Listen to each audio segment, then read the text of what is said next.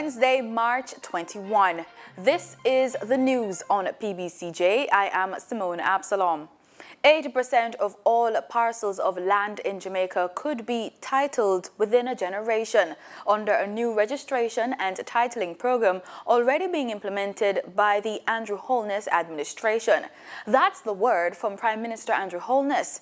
He made the announcement while making his contribution to the budget debate in Parliament yesterday. Prime Minister Andrew Holness's 2018-2019 budget presentation was wide-ranging, a defense of his administration's tenure laced with projections of future initiatives. One of those initiatives was that of land titling. The very issue had been raised prior by opposition leader Dr. Peter Phillips in his budget presentation. The Prime Minister announced a fusion of Land Administration and Management Program, LAMP, and the National Land Agency, the NLA, from which would emerge a systematic registration body aimed at specifically titling all parcels of land in the country. This is a process of land titling of a designated area. So you designate an area, it could be a parish, and you say every single parcel of land that is not registered must be registered.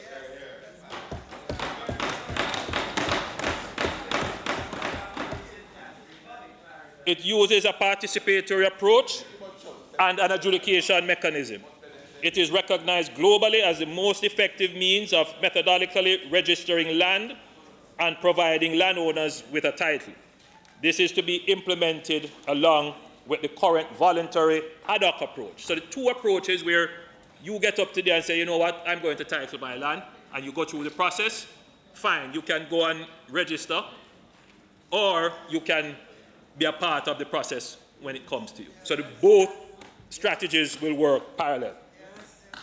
These broad policies will be implemented within a legislative framework which will require amendments to the Registration of Titles Act, the Registration of Titles, Cadastral Mapping and Tenure Clarification Special Provisions Act, and the Limitation of Actions Act, among others. Mr. Holness said it's projected that 20,000 parcels of land will be registered with titles over a 3-year period and will be partly funded by the National Housing Trust in the sum of $2 billion.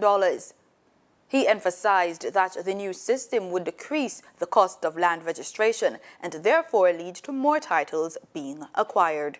The Housing Agency of Jamaica, HAJ, is expected to turn a profit of $800 million this financial year, quadrupling the $183 million it recorded in the last financial year. This is according to Prime Minister Andrew Holness, who made the disclosure during his contribution to the budget debate in the House of Representatives yesterday. He said in only 2 years, his administration has completed approximately 8,200 housing starts at the NHT. He disclosed that housing starts in this financial year exceed by a factor of almost 2 the number of housing starts done by the NHT in every year over the past 20 years. The Jamaica Teachers Association, JTA, has accepted the government's offer to pay retroactive salaries to its members this month. This comes less than a week after the teachers took industrial action.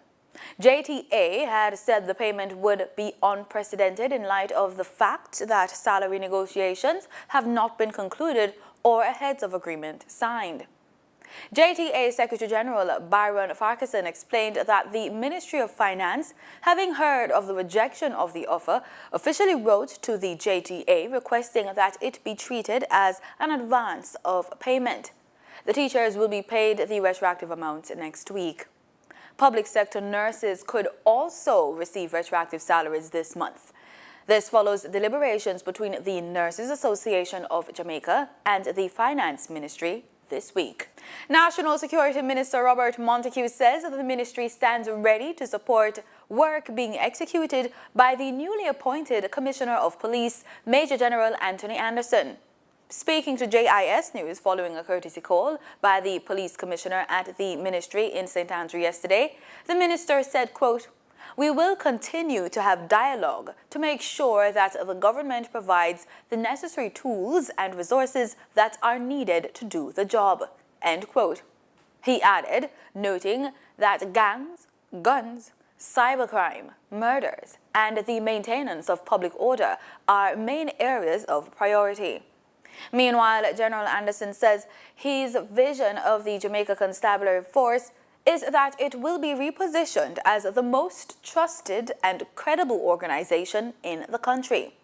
He said this will be undertaken largely by JCF officers' interaction with the public, how they treat with internal issues, and their focus on key national issues. There are reports that one of the leaders of the Klansman gang has been arrested and charged. The Counter-Terrorism Organized Crime Investigations Branch, CTOC, is reporting that a gang leader, 33-year-old Andre Blackman Bryan, along with 3 members of his family, were picked up during an operation in an upscale community in St. Andrew on March 4. 2 other members of the gang, Davion Edwards, otherwise called Lizard, and Boswell Rodin, otherwise called Stefan, were picked up in another location on Monday, March 5. Charges in relation to the anti-gang legislation were laid against all 6 individuals on Monday, March 19. In regional news, the 8th World Water Forum has opened in Brazil, and Guyana's President David Granger, the only regional leader who addressed the opening session, has called for protection and preservation of water resources, specifically Guyana's water shield. We have more in this report.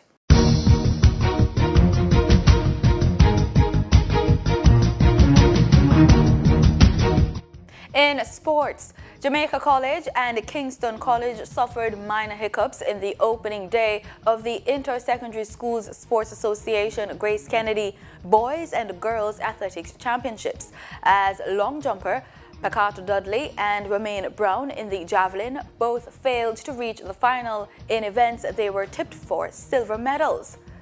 800 meters event looks set for some fireworks, though, in the finals, as all the big guns easily qualified for the semifinals set for today.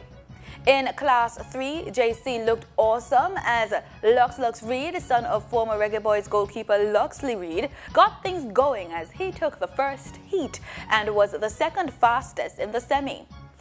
His teammate, Omarion Davis, won Heat 4.